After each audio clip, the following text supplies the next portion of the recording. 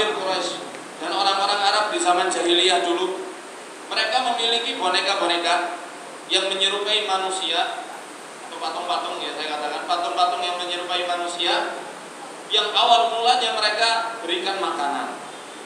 Sama seperti kasus orang-orang itu yang memberikan susu kepada bonekanya. Saya baru pernah tahu boneka sejak kapan memiliki organ pencernaan.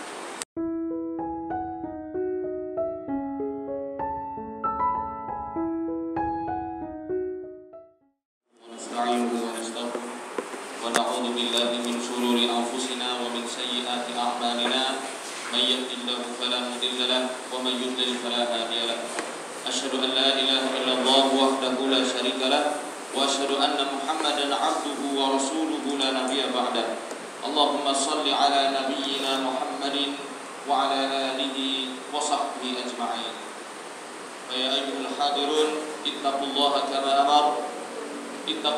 كما أمر ربنا في كتابه الكريم مذكرا بذلك أعوذ بالله من الشيطان الرجيم بسم الله الرحمن الرحيم يا أيها الناس اتقوا ربكم الذي خلقكم من نفس واحدة وخلق منها زوجها وبث منهما رجالا كثيرا ونساء واتقوا الله الذي تساءلون به والأرحام إن الله كان عليكم رقيبا وقال في آية أخرى أعوذ بالله من الشيطان الرجيم يا أيها الذين آمنوا اتقوا الله حق تقاته فلا تموتن إلا وأنتم مسلمون.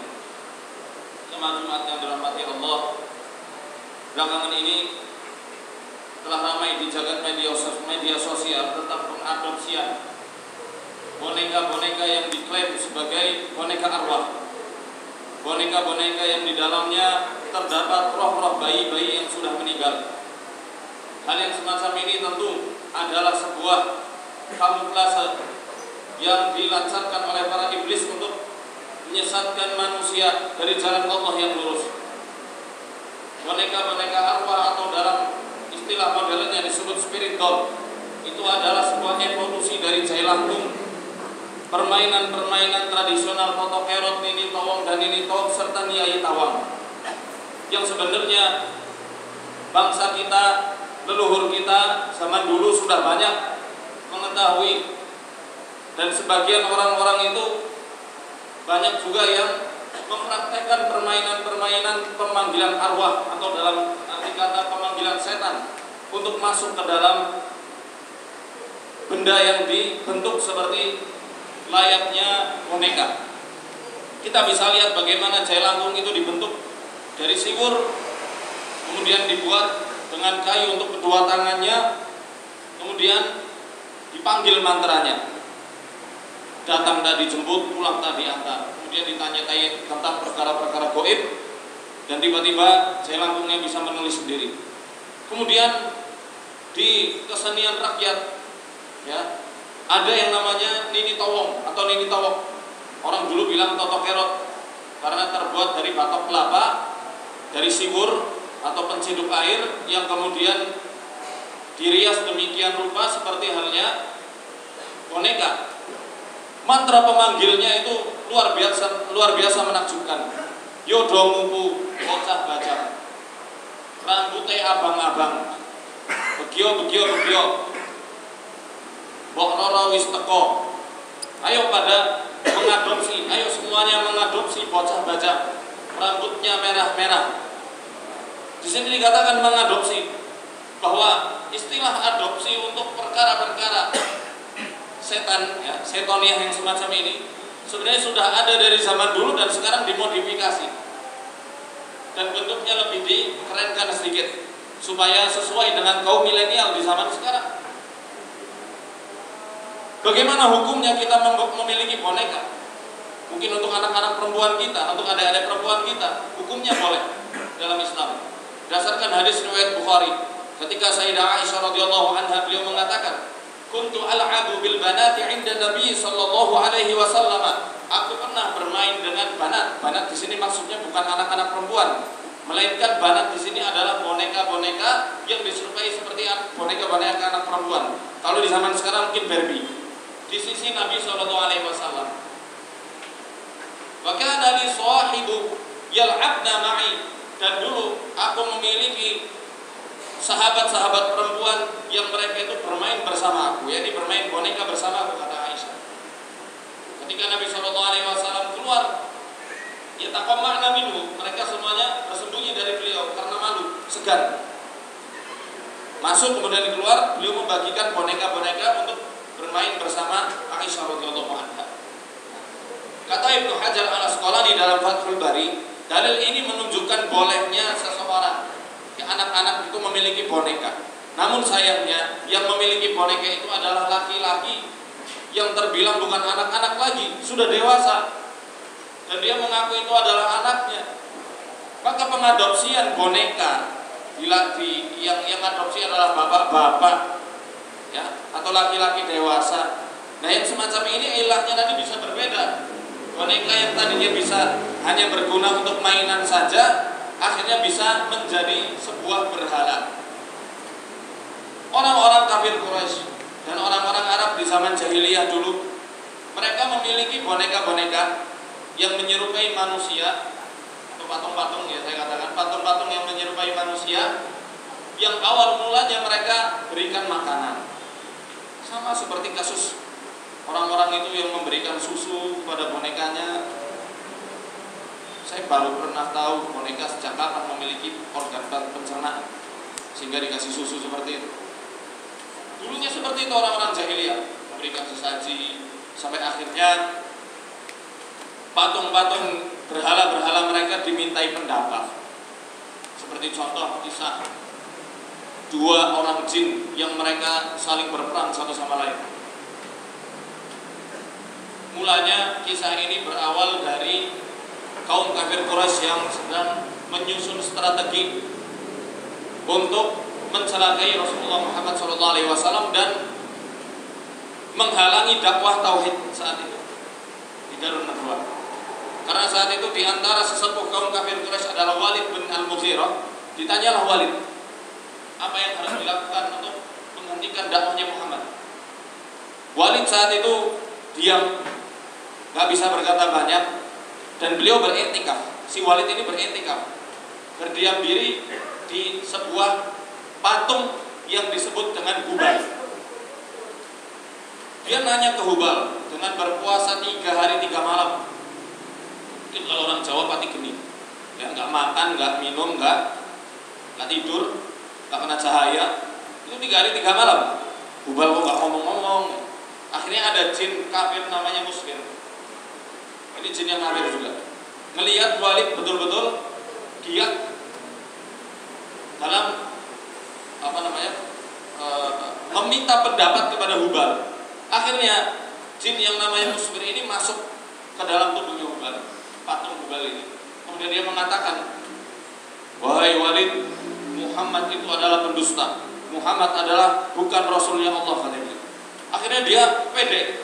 Oh, berhala Tuhanku ini sudah mengatakan bahwa Muhammad bukan Rasul.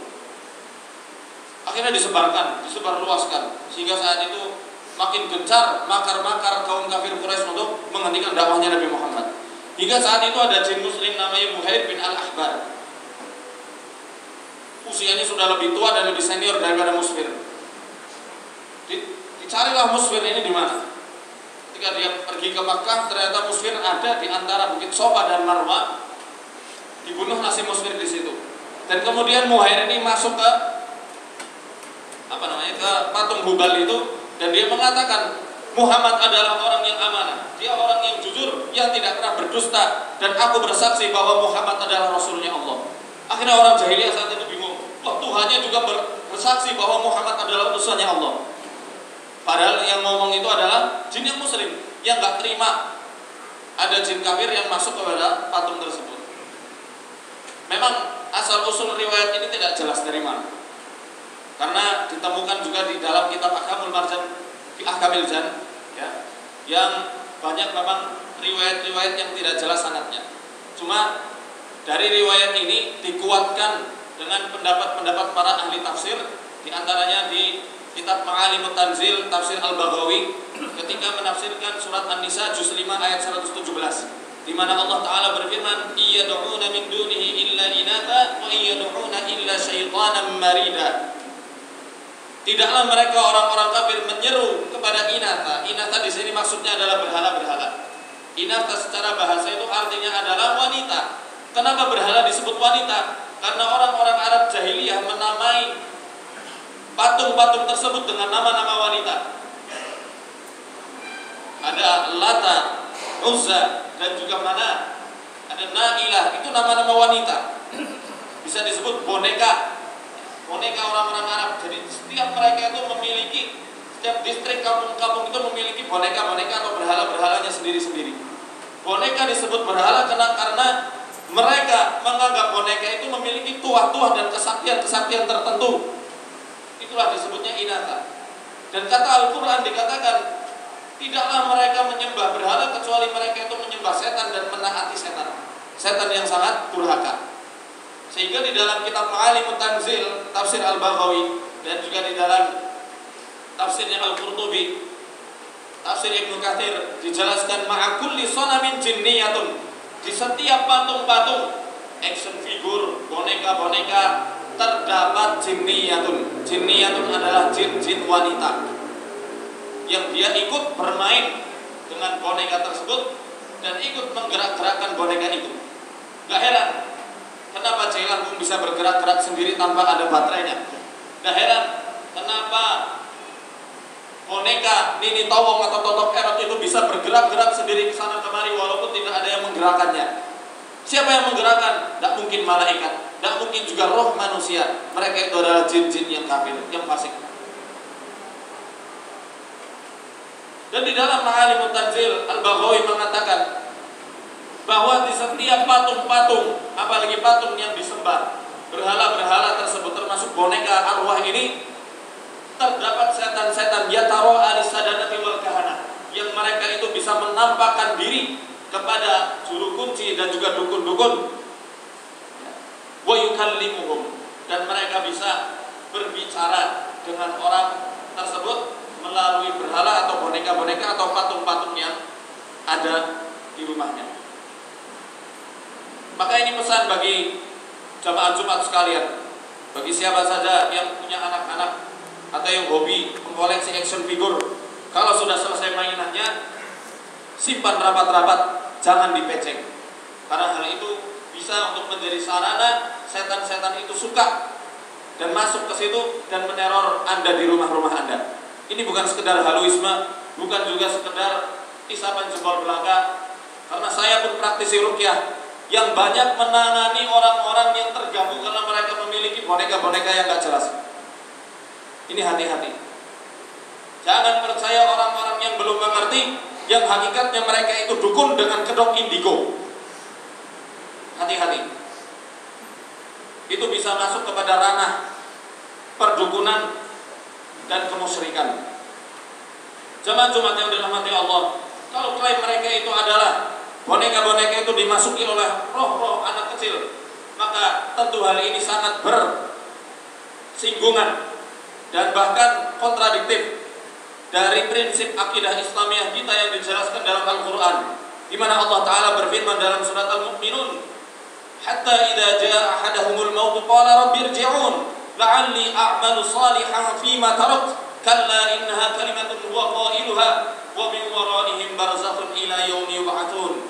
Hingga tatkala kematian mendekati mereka, datang kepada salah seorang di antara mereka, maka orang yang telah ditetapkan kematian akan berkata, Rabbir ji'un, ya Allah, kembalikanlah aku ke dunia, la'alli a'malu salihan fima tarak, supaya aku bisa beramal saleh di waktu-waktu yang telah aku tinggalkan, supaya aku bisa salat duha lagi ya Allah, supaya aku bisa bersedekah ya Allah, supaya aku bisa bertahajud, supaya aku bisa belajar Al-Quran dari nol lagi ya Allah. Selama aku hidup, lupa aku dan aku sia-siakan waktuku, kembalikan aku ke dunia. Kalla, kata Allah, sudah tidak bisa lagi. Sekarang waktunya kamu menuai. Innaha kalimatun huwa qailuha, kalimat-kalimat itu hanyalah keluar dari mulut mereka, angan-angan kosong saja. Wa min waraihim barzakhun ila yaumi yub'atsun, dan sekeliling mereka ada barzakh, alam pendinding yang tidak bisa ditembus sampai hari kebangkitan. Maka mau roh anak kecil maupun roh orang dewasa, roh orang soleh, bahkan roh orang yang pandir, semua sudah di alam barzah. Mereka gak bisa jalan-jalan layaknya kayak seperti alam manusia. Tidak bisa lagi. Maka pentingnya kita mempelajari akidah Islamiyah as-sahihah, akidah Islamiyah yang benar, supaya tidak mudah ditipu dengan dukun-dukun, dengan casing yang baru di zaman ini. Barakallahu li wa lakum fil Qur'anil 'azim wa taqabbala minni wa minkum tilawatahu innahu huwas samiul 'alim. Alhamdulillahi rabbil alamin hamdan katsiran thayyiban mubarakan fi. Asyhadu an la ilaha illallah wahdahu la syarika lah wa asyhadu anna Muhammadan 'abduhu wa rasuluhu la nabiyya ba'da. Allahumma shalli ala nabiyyina Muhammadin wa ala alihi wa sahbihi ajma'in. Jamaah Jumat yang dirahmati Allah, di khutbah yang kedua ini tak bosan khatib menyampaikan untuk senantiasa kita ini meningkatkan kualitas ketakwaan kita kepada Allah Ta'ala. Karena dengan bekal ketakwaan itu, insya Allah di akhirat kelak akan Allah berikan hadiah yang luar biasa, nikmat dan abadi, yang di surganya Allah Jalla wa'ala. Marilah kita berdoa kepada Allah. Innallaha wa malaikatahu yusalluna 'alan nabi ya ayyuhalladzina amanu sallu 'alaihi wa sallimu taslima. Allahumma salli 'ala Muhammad wa 'ala ali Muhammad kama shallaita 'ala Ibrahim wa 'ala ali Ibrahim wa barik 'ala Muhammad wa 'ala ali Muhammad kama barakta 'ala Ibrahim wa 'ala ali Ibrahim fil 'alamin innaka Hamidum Majid. اللهم اغفر للمؤمنين والمؤمنات والمسلمين والمسلمات الأحياء منهم والأموات إنك سميع قريب مجيب الدعوات ويا قاضي الحاجات. اللهم أرنا الحق حقا وارزقنا اتباعه وأرنا الباطل باطلا وارزقنا اجتنابه. ربنا آتنا من لدنك رحمة وهيئ لنا من أمرنا رشدا. ربنا آتنا في الدنيا حسنة وفي الآخرة حسنة وقنا عذاب النار. وصلى الله على نبينا محمد وعلى آله وصحبه وسلم والحمد لله رب العالمين. أقم الصلاة.